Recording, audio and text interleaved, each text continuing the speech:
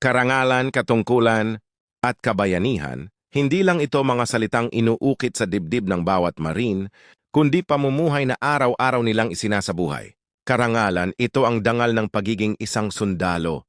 Sa bawat hakbang, bitbit nila ang pangalan ng bayan, pamilya at bandilang Pilipino. Hindi nila pinapahintulutang madungisan ang pangalan ng Marines, sapagkat sa kanila ang respeto ay hindi hinihingi, kundi pinaghihirapan. Katungkulan, ito ang tungkuling yakapin ang lahat ng hamon kahit gaano pa ito kahirap.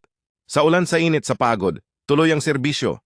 Sapagkat sa Marines, ang utos ay hindi pinipili, kundi buong puso tapang na tinutupad. Kabayanihan, ito ang diwa ng pagiging handang isakripisyo ang sarili alang-alang sa kapayapaan at kalayaan.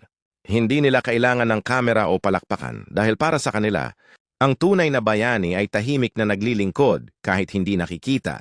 Sa Marines, ang karangalan, katungkulan at kabayanihan ay hindi lang panata, ito ang kanilang pagkatao.